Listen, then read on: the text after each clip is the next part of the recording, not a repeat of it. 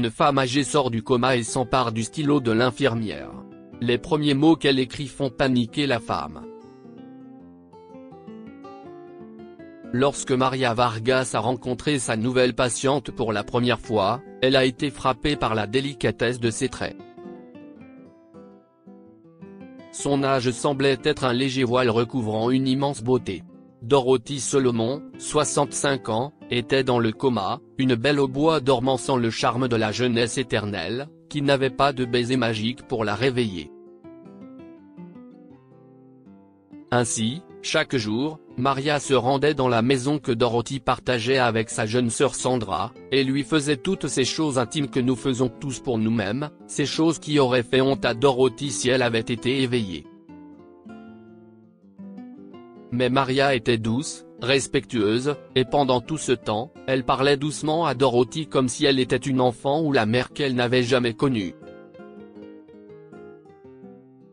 Si est une si belle journée, Madame Dorothy, a dit Maria, en essuyant doucement les fins bras de Dorothy. Le ciel est si haut et si bleu, et la neige scintille comme une poussière de diamant. Je n'ai jamais vu une si belle journée d'hiver. Il n'y a pas eu de réponse, bien sûr, à l'exception du doux tintement des machines qui surveillaient les battements de cœur de Dorothy, de sa respiration, et de sa vie. Mais Maria ne cesse pas découragée, elle a continué en disant, « Vous savez, si je pouvais, je ferais rouler votre lit dehors, et nous ferions une course sur cette route. » Et Maria a décrit à Dorothy le son provoqué par le bruit des roulettes du lit d'hôpital sur le béton, les éclats de neige qui tombaient pendant leur course. Maria continue en appliquant de la lotion sur les mains de Dorothy. Je vous jure que nous pourrions même voler, Madame Dorothy, a dit Maria, en riant, si seulement vous vous réveilliez. Si est à ce moment-là que Maria a eu la peur de sa vie, car la main frêle et molle qu'elle tenait dans la sienne s'est soudain fléchie et a serré fort.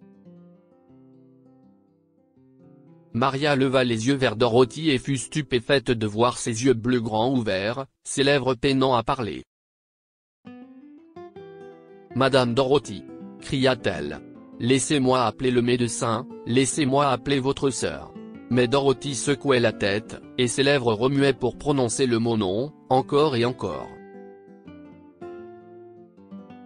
Dorothy désignait la poche de poitrine de Maria, son stylo, et faisait des gestes vagues avec sa main.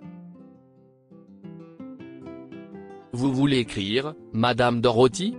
a-t-elle demandé avec douceur, et elle a sorti de sa poche un marqueur en feutre épais, l'a placé dans la main tremblante de Dorothy, et l'a posé sur une feuille de papier propre de son bloc-notes. Toutes les forces de Dorothy étaient concentrées sur sa main, et lorsqu'elle a terminé, elle a poussé le bloc-notes vers Maria. Les mots « tuez-moi » étaient écrits en gros caractères comme une écriture d'enfant. Maria a sursauté et a laissé tomber le bloc-notes avec terreur. « Non, Madame Dorothy, non !» s'est-elle écriée. «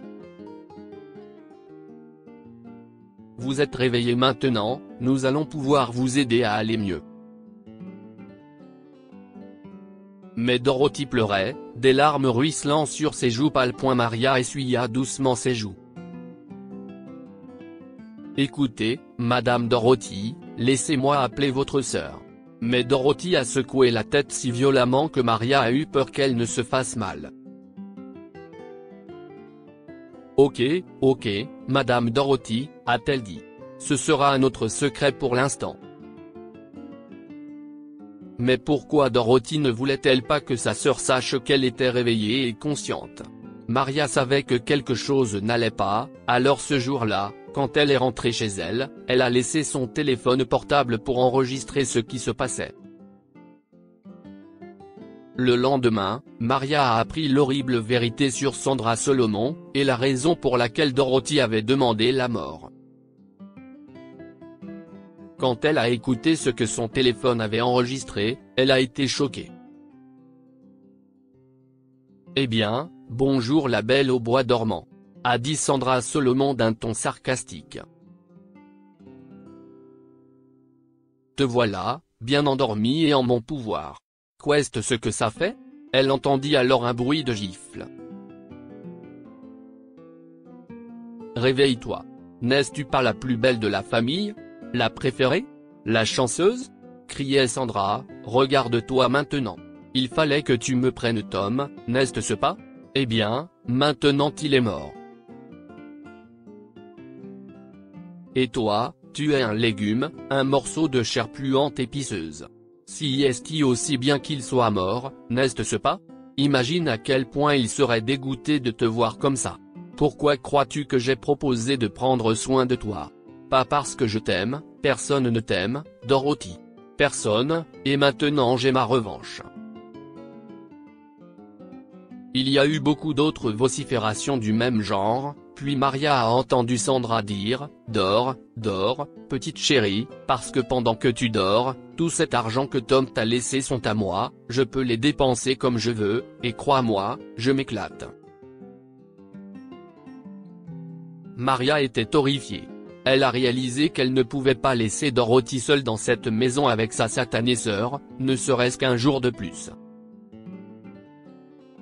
Les mains tremblantes, elle a composé le numéro du médecin de Dorothy et lui a demandé de venir le plus vite possible. Lorsque le docteur Levin est arrivé, Maria lui a parlé du réveil de Dorothy, puis elle lui a fait écouter une partie de l'enregistrement qu'elle avait enregistré.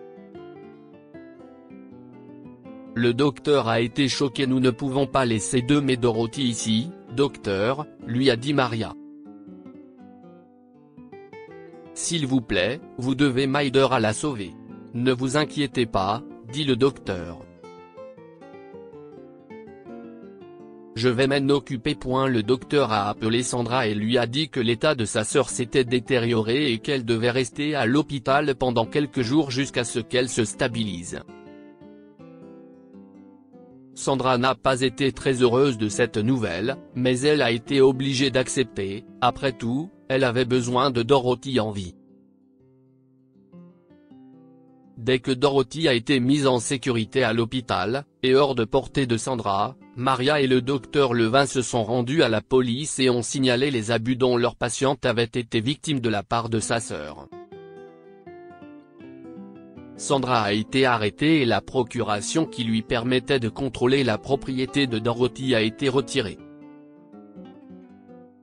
Les avocats et les gestionnaires de la succession ont découvert par la suite que Sandra avait détourné petit à petit les nombreux millions que le mari de Dorothy lui avait laissés, et pourquoi donc elle avait besoin de garder sa sœur en vie.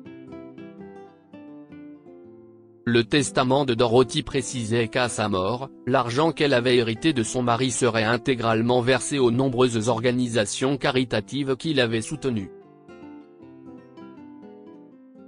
Seul un petit montant était laissé en héritage à sa jeune sœur. Sandra Solomon a été accusée d'abus sur une personne vulnérable, de fraude, de détournement de fonds et d'agression.